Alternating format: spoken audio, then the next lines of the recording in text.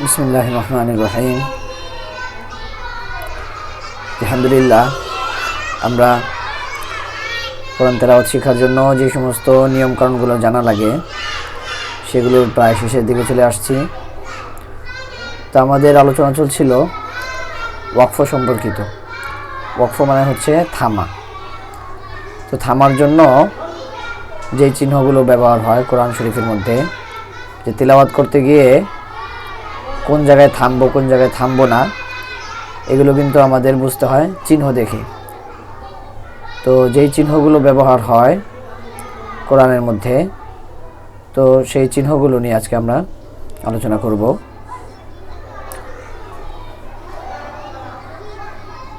ওয়াকফের বিবরণ। ওয়াকফ মানে হচ্ছে থামা। তো ওয়াকফ এটা কাকে বলে এটা আমরা প্রথমে শুনি। আওয়াজ বন্ধ করে শ্বাস ছেড়ে দেওয়াকে ওয়াকফ বলে। ওয়াকফ বলে আওয়াজ বন্ধ করে শ্বাস ছেড়ে দেওয়াকে। যেমন এটা খুবই সহজ বিষয়, যে আমরা সূরা ফাতিহা পড়ি, বিসমিল্লাহির রহমানির রহিম। এই বিসমিল্লাহির রহমানির রহিম বলে কিন্তু থামলাম, এটাই হচ্ছে ওয়াকফ। মানে আমার আওয়াজ বন্ধ হয়ে গেছে এবং শ্বাস আমি ছেড়েছি, এখানে আমি ওয়াকফ করেছি। তারপরে আলহামদুলিল্লাহি রাব্বিল আলামিন, আমি এখানে থামলাম, তার মানে এখানে আমি আওয়াজ বন্ধ হয়েছে আমার এবং শ্বাসও ছেড়েছি, এটাই ওয়াকফ। তারপরে আর রহমানির রহিম মালিকি ইয়াউমিদ্দিন ইয়্যাকা না'বুদু ওয়া ইয়্যাকা নাস্তাঈন। এই যে আমি একটু পরপর থামতেছি, এটাই হচ্ছে ওয়াকফ। ওয়াকফের মধ্যে আওয়াজ বন্ধ হয় এবং শ্বাস ছেড়ে দিই, এটাকে ওয়াকফ বলে। আচ্ছা, তারপরে আসি আমরা পরের কথায়। ওয়াকফের চিহ্নগুলোকে দুই ভাগে ভাগ করা যায়। ওয়াকফের জন্য যে সমস্ত চিহ্নগুলো ব্যবহার হয়, থামার জন্য যে সমস্ত চিহ্নগুলো ব্যবহার হয়, এই চিহ্নগুলোকে দুই ভাগে ভাগ করা যায়। এক নাম্বার হচ্ছে যে চিহ্নগুলো দেখলে থামতে হবে। এক নাম্বার যে চিহ্নগুলো দেখলে থামতে হবে সেগুলো হচ্ছে মিম, ক, জিম, জা। আমরা তেলাওয়াত করতে গেলে, কোরআন কারীম তেলাওয়াত করতে গেলে তেলাওয়াতের মাঝখানে কিন্তু আমরা এই চিহ্নগুলো দেখব, এই হরফগুলো দেখব। মানে এই হরফগুলোকে কিন্তু চিহ্ন হিসাবে আনা হয়। এগুলো কিন্তু এক একটা তখন চিহ্ন হিসাবে আসে তেলাওয়াত করার সময়। এই যে এরকম আয়াতের মধ্যে মাঝখানে এরকম ছোট করে আসে এই হরফগুলো। তখন আমাদের বুঝতে হবে এই হরফগুলোকে আনা হয়েছে ওয়াকফের চিহ্ন হিসাবে। মিম, ক, জিম, জা, কাপ, তারপরে এখানে আছে কফ, ফা, সদ, লাম, ইয়া, সদ। এই চিহ্নগুলো দেখলে আমাদের থামতে হবে তেলাওয়াতের মধ্যে, সেখানে থামতে হবে, মানে ওয়াকফ করতে হবে। বিশেষ করে মিম, এটা হচ্ছে ওয়াকফে লাজিম, মানে আবশ্যক।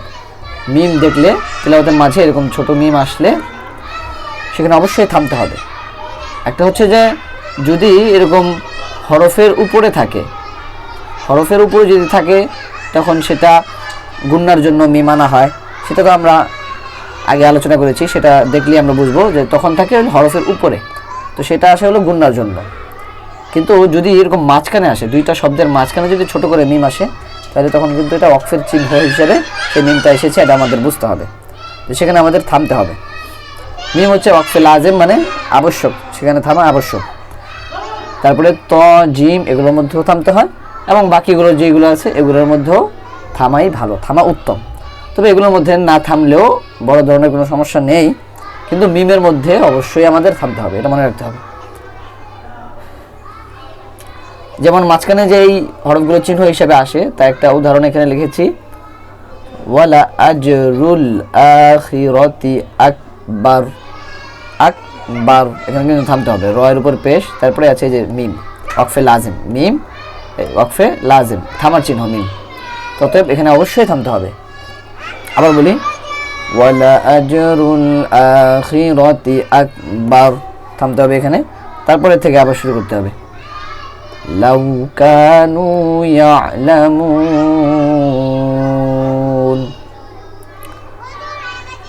লাউ কানু ইয়ালামুন। আচ্ছা, ইয়ালামুন, এখানে নুনের পরে এই গোলটা কি, এই গোলটাও কিন্তু ওয়াকফের চিহ্ন, থামার চিহ্ন। তবে এই এরকম গোল চিহ্ন এটা দেখলে আমাদের বুঝতে হবে এটা এখানে একটা আয়াত পূর্ণ হয়েছে, এটা হলো আয়াত পূর্ণ হওয়ার চিহ্ন। এই গোল চিহ্নটা এটা হলো আয়াত পূর্ণ হওয়ার চিহ্ন। আয়াত পূর্ণ হওয়ার জন্য এই চিহ্নটা আসে, এই গোল চিহ্নটা, সাথে আরেকটা আছে এটা, এটাও আয়াত পূর্ণ হওয়ার চিহ্ন। আচ্ছা, আয়াত পূর্ণ হওয়ার চিহ্ন, এখানে এই গোলটার উপরে যদি অন্য কোনো এরকম কোনো চিহ্ন না থাকে তাহলে সেখানে থামাই ভালো। তবে গোলটার উপরে যদি অন্য ওয়াকফের অন্য চিহ্নগুলো থাকে, যে এগুলো এগুলো এগুলো এগুলো যদি কোনোটা থাকে তাহলে তখন এগুলো হিসেবে আমাদের পড়তে হবে। এগুলো যেহেতু থামার চিহ্ন, তো গোলটার উপরে যদি এগুলো থাকে, এগুলো কোনো চিহ্ন থাকে, তাহলে গোলটার কারণে তো থামবই, এগুলো থাকার কারণেও আমরা থামবো। আচ্ছা, তাহলে এই চিহ্নগুলো হচ্ছে আমাদের ওয়াকফের, এই চিহ্নগুলো হচ্ছে থামার চিহ্ন, মানে এখানে থামতে হবে। বিশেষ করে মিম ওয়াকফে লাজিম এটা থাকলে অবশ্যই থামতে হবে, এবং এটা হচ্ছে আয়াতপূর্ণ হওয়ার চিহ্ন, তো এই জায়গায় থামাও অবশ্যই ভালো, এবং এখানে থামতে হবে। যদি এখানে কোনো মিলানোর কোনো কারণ না থাকে, মিলানোর কারণ বলতে কি সেটা সামনে বলবো, মিলানোর কোনো কারণ না থাকলে এই আয়াতপূর্ণ হওয়ার এই গোল চিহ্নটা থাকলে সেখানেও আমরা থামবো।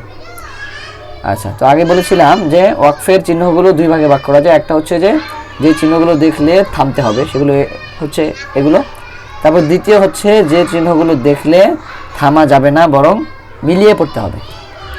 যে চিহ্নগুলো দেখলে থামা যাবে না, বরং মিলিয়ে পড়তে হবে, সেই চিহ্নগুলো হলো কফ আর লাম আলিফ। লাম আলিফ আর কফ, এই চিহ্ন দুইটা দেখলে আমাদের সেখানে থামা যাবে না, মিলিয়ে পড়তে হবে। যেমন এখানে আছে, সবগুলো কিন্তু এখানে কোরআন শরীফের আয়াত, এগুলো বিশেষ করে এগুলো বেশিরভাগই 30 নম্বর পারা, যে আমরা আমপারা নামে যে চিনি, সেগুলো সেখানেরই আয়াতের অংশ। এটা হচ্ছে সূরা মুতাফফিফিনের একটা অংশ। আলাল আরাইকি, ইকি কাফের পরে কিন্তু লাম আলিফ আছে, আর লাম আলিফ এটা কি চিহ্ন? লাম আলিফ হচ্ছে ওয়াকফের এমন চিহ্ন যেটা দেখলে মিলিয়ে পড়তে হয়, থামা যাবে না।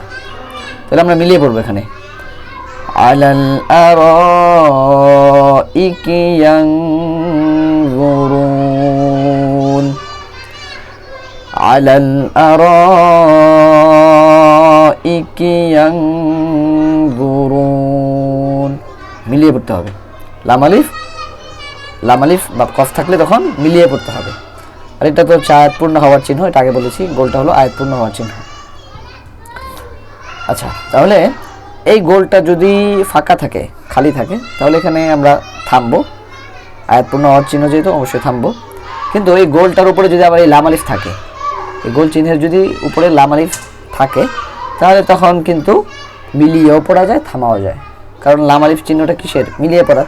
তো লাম আলিফ চিহ্নটা যদি আবার এই গোল চিহ্নের উপরে থাকে, ওয়াকফের উপরে থাকে, তখন কিন্তু আবার মিলিয়েও পড়া যায়, থামাও যায়, মিলিয়েও পড়া যায়।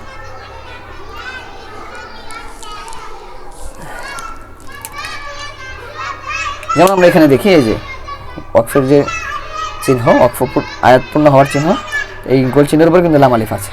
এরকম থাকতে পারে, যদি থাকে এই গোলটার উপরে, তাহলে সেখানে মিলিয়েও পড়া যায়, থামাও যায়। আচ্ছা, তারপরে আমরা একটা নতুন কথায় আসি, সেটা হচ্ছে দুই শব্দে 3-3-6 ফোঁটা থাকিলে একটিতে থামিবে আর অপরটিতে মিলিয়ে পড়বে। আবার বলি, দুই শব্দে 3-3-6 ফোঁটা থাকিলে একটিতে থামিবে আর অপরটিতে মিলিয়ে পড়বে। আর একটু বুঝিয়ে বলি এটা, যেমন এই যে 3 ফোঁটা, এরকম 3 ফোঁটা 3 ফোঁটা, তো 3 ফোঁটা 3 ফোঁটা দুই শব্দে থাকে, তো 3-3 কিন্তু 6 হয়। এই যে 3 ফোঁটা এখানে, 3 ফোঁটা এখানে, 6টা। যেমন এই যে এখানে নিচে উদাহরণ দিয়েছি, এখানে এই যে 3 ফোঁটা এখানে, এক শব্দের শেষে আরেক শব্দের শেষে 3 ফোঁটা, এই 6 ফোঁটা হলো এরকম। তাহলে এরকম 3 ফোঁটা এক শব্দের শেষে, আরেক শব্দের শেষে 3 ফোঁটা, তাহলে এখানে কি করতে হবে? একটিতে থামতে হবে, আরেকটিতে মিলিয়ে পড়তে হবে। এই দুইটার যে কোনো একটাতে ইচ্ছা, একটাতে যে কোনো একটাতে থামা যাবে, তবে আরেকটাতে মিলিয়ে পড়তে হবে, এরকম। যেমন এখানে যদি বলি, এটা হলো আমি আগে বলেছি, এই সবগুলো প্রায় উদাহরণগুলো লেখা কোরআন শরীফের 30 নম্বর পারা থেকে। 30 নম্বর পারাটা হচ্ছে আমপারা, আমরা আমপারা নামে যেটাকে চিনি। এটা হচ্ছে সূরাতুল কদরের একটা আয়াতের অংশ। মিন কুল্লি আমরিন সালাম। আমি কিন্তু এটা মিলিয়ে পড়লাম, এই যে 3 ফোঁটা আছে, এখানে এক শব্দ শেষে, এখানে আরেক শব্দ শেষে 3 ফোঁটা আছে। তো আমি কি করলাম, প্রথমটি মিলিয়ে পড়লাম আর দ্বিতীয়টার মধ্যে থামলাম। আমি চাইলে প্রথমটার মধ্যে থামতে পারি আর দ্বিতীয়টাকে মিলিয়ে পড়তে পারি, ইচ্ছা।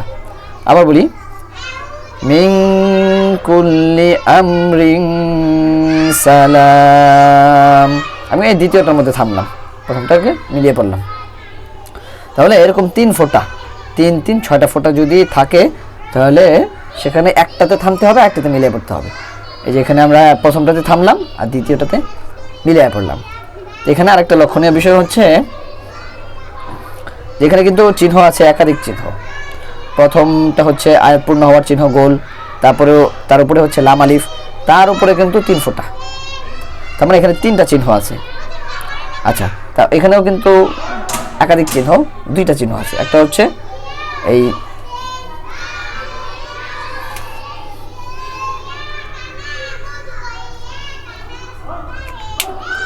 একটা হচ্ছে এই কফা, আরেকটা হচ্ছে এই 3 ফোঁটা। তো একাধিক চিহ্ন থাকলে তো সেই জায়গায় আমরা কোনটা অনুযায়ী পড়ব, এটা প্রশ্ন জাগতে পারে। তো এখানে নিয়ম হচ্ছে, একাধিক চিহ্ন থাকলে তখন সবার উপরে যেটা থাকে সেটা অনুযায়ী পড়া উত্তম। সবার উপরে আছে কিন্তু এখানে 3 ফোঁটা, এটা এখানেও কিন্তু 3 ফোঁটা আছে উপরে। তো একাধিক চিহ্ন যদি কোথাও থাকে, এখানে কিন্তু 3টা চিহ্ন আছে, একটা না 3টা। গোল চিহ্ন আয়াতপূর্ণ হওয়ার, তার উপর একটা হচ্ছে লাম আলিফ, তার উপর একটা 3 ফোঁটা।